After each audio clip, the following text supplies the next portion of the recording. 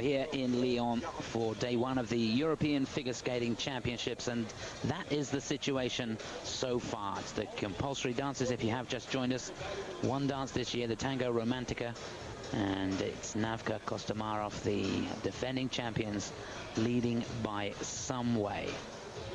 The first of the two British teams taking part, lying in 8th place at the moment, but the British champions, 8th last year, 2nd to go in this third group, and there they are on the left of your picture there, looking very relaxed indeed.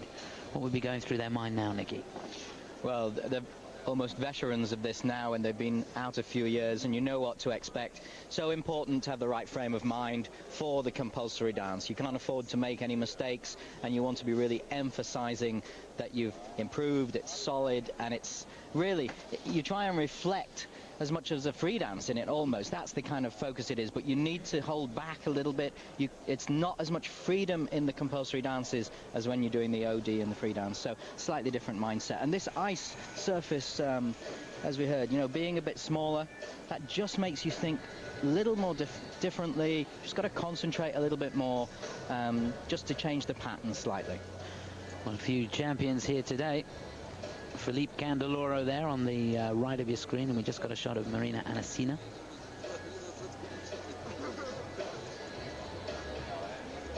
So just waiting for this warm-up. Skaters should be on the ice very, very shortly indeed. John and Sinead 2nd to go, and they've already got their place booked for Turin next month, and looking to put down a marker here at the Europeans. Yeah, they will indeed. They look really relaxed. We saw this before. We've got a backstage camera. And yeah, she told me when she's finished with him, you can go down. You're next. I'll be there. And you need it. Yeah. And you know, the arena here, it's interesting, isn't it, that the seating, there's not a lot of seating rink side. So it's great when you're a skater and there's a lot of seats rink side, because you can really relate to the audience. They're just set a little bit further up. There's not a lot of seating really. It's quite enclosed. I think when it's full, because it's high, it's going to be a nice atmosphere. It's going to build the excitement, because it's a bit of a bowl effect, isn't it? But interesting, the VIP seats at the side are, it's not that many of them, and they just give that slightly, I don't know, it's not quite so intimate feel that you normally have in arenas. A lot of VIPs, I think. Yeah, it is quite a good atmosphere, and I can imagine, particularly for the gala at the end of the week and the men's and ladies free skate, it's going to be quite an atmosphere. And I think for the gala it'll be great, because there's a high roof height and, you know, good throw length for the spots. You can see some of the lights up already. It'll be nice effects. It'll be really good.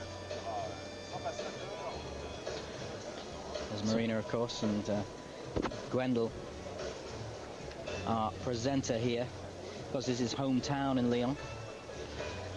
And, certainly is. He's told us the places to go and not to go. Yeah, I think he's royalty in this city, that's for sure. As he should be. And here we go then, the skaters onto the ice now for the third group. 4 dance teams out on the ice, and representing Hungary, Great Britain, and 2 couples from Israel. So an interesting group, this one. 2 couples skating in their first European Championships, and John and Sinead, this is their 3rd time at Europeans, 8th last year. My goodness, haven't they worked their way up the ranking in rapid style? And 3rd to go, it'll be the couple never won a medal at a Europeans. Could this be their year? We always love to watch them. Galit, Chait and Sergei Sakhnovski. But first to skate, it'll be Zsuzsanna Nagy and György Elek. György, the brother of Attila Elek, who skates with Nora Hoffman and is first to go in the final group. I've just seen a picture of Sinead. John and Sinead just came out onto the ice very, very fast in a warm-up circle, looking very confident. Excellent flow over the ice. Really look to be taking command of the group, really. Which is interesting to me with Galit and Sergei Sakhnovski. They really weren't trying to go out and impress the judges here, a bit more of a relaxed stance. And to me, you'd take... There's a familiar face. There's my mum. Hello, Mum. She looked happy and relaxed before. We're concentrating now.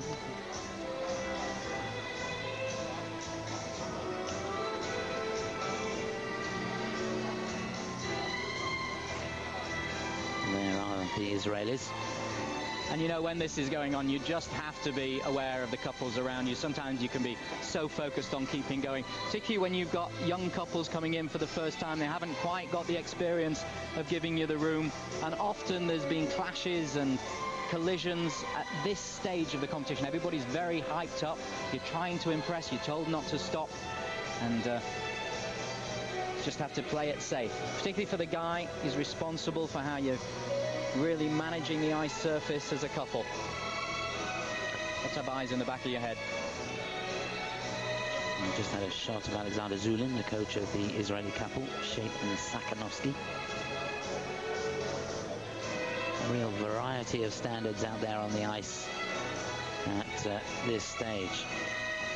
Is the couple that will be last to go. Alexandra and Roman. And the smaller ice surface, in some ways, it can help the couples that aren't quite so powerful, because you can look like you're covering a lot of the ice rink, so you can look more impressive. Those that have lots of speed are having to alter the patterns of their dance more and really get more width into certain areas of the dance.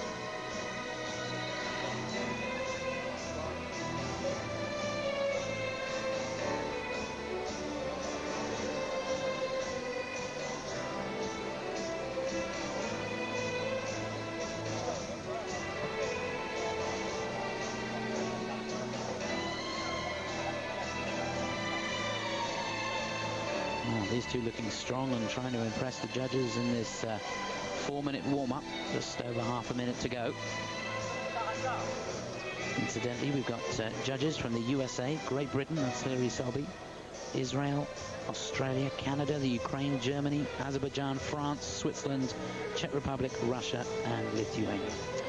And this dance was invented by Alexander Gorshkov and Ludmila Pakhamova. Now, when they skated, they were world champions, and Ludmila used to spin like a top, and often Alexander would just kind of provide the frame for her and do that. So I think this dance is easier for the guys, and thank you, Alexander, for that. And I'll thank him. Sounds like my kind of dance.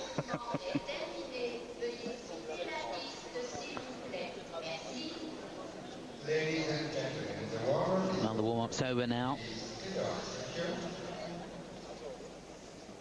So this is the third of 5 groups.